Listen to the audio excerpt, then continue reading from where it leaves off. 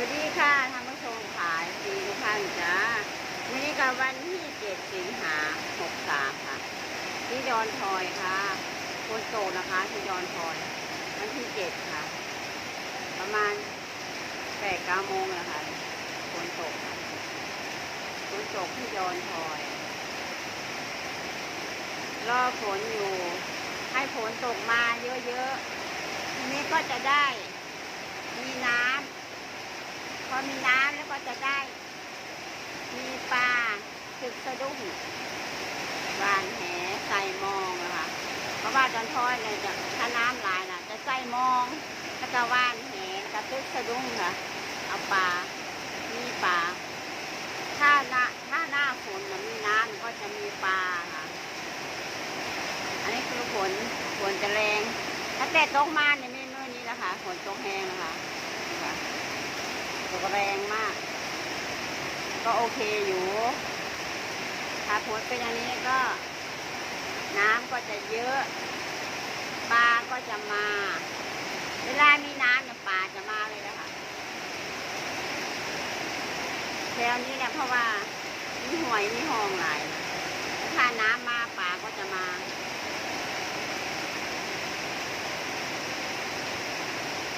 มีน้ำแล้วก็มีปลาผักทุ่งหญ้าผักหญ้า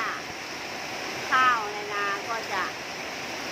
ได้น้ำแล้วหลังจากที่ขาดน้ำมาหลายมาเป็นเดือน2 เดือนละขาดน้ำมา2 เดือนโอ้ฝนแห้งขนาดเลยค่ะมันจะนอนฟังเสียงฝนก่อนนะคะจะตกถึงไหนล่ะ8 โมงเนี่ยจะต้องฮอดเที่ยงอยู่อ่ะ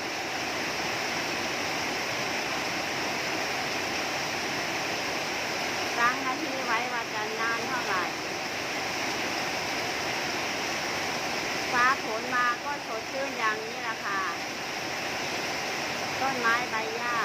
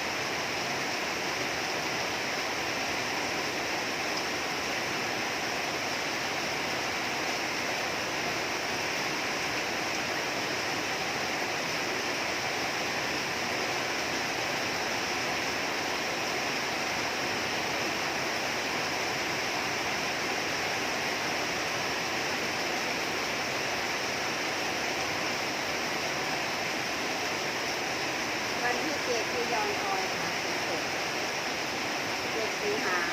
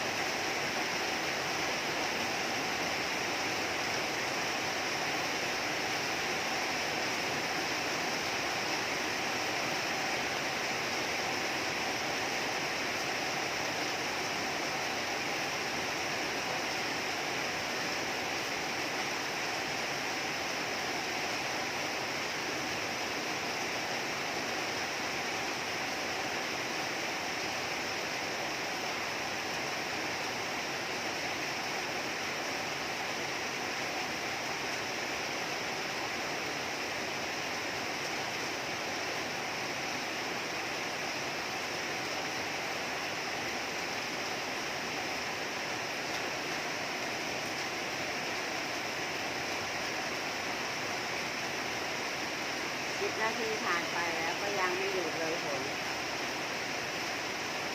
ก็แรงอยู่นะอากาศเย็นแล้ว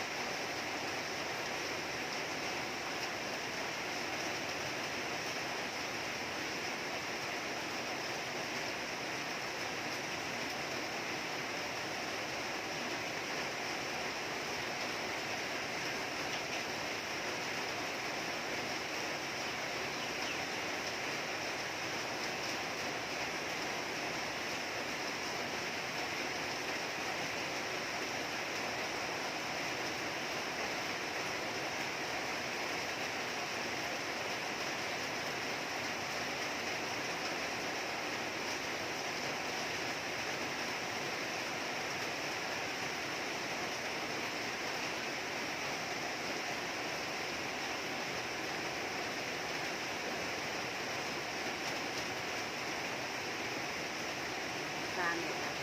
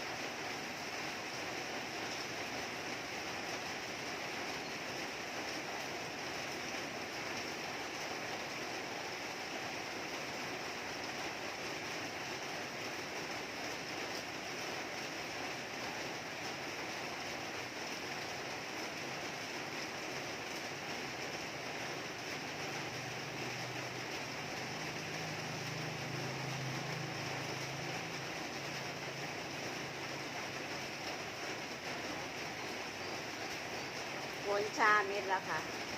17 นาทีผ่านไปฝนกระจางแล้วค่ะพอไปพอมาได้ละฝนจางแล้ว ประมาณนี้แหละค่ะฝน30 นาทีละฝนตกบ่เกินนั้นแต่ถ้าเทจากนี่มันจะน้ำมันจะไหล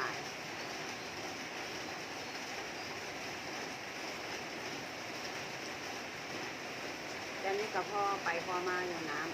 ำแต่ยังบ่ถึงขันว่าน้ำแจงนะแต่ถ้าตก7 มื้อ 7 คืนน้ำแจงมาแน่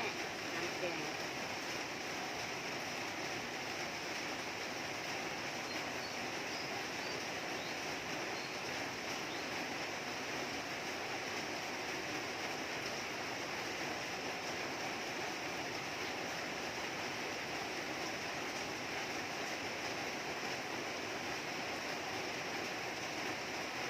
วันนี้จะให้ชมบรรยากาศฝนตกวันที่7 สิงหาพอแค่นี้ก่อนนะคะติดตามคลิปต่อไปได้จ้าแต่เมื่อนี้นะวันเสาร์ตลาดนัดโคกระบือท่าแร่จะได้ไปค่ะฝนตกค่ะวันเสาร์ท่าแร่วันอาทิตย์เราหนองยางกับดงมะไฟค่ะตลาดนัดโคกระบือวันจันทร์ก็เจอกันที่ดอนทอยนะคะพบกันที่ดอนทอยค่ะส่วนที่นี้ก็ขอจบแค่นี้ก่อนนะคะติดตามคลิปต่อไปได้จ้าฝากกดแชร์กดไลค์กดซับสไครต์ด้วยนะคะขอบพระคุณมากนะคะสวัสดีจ้า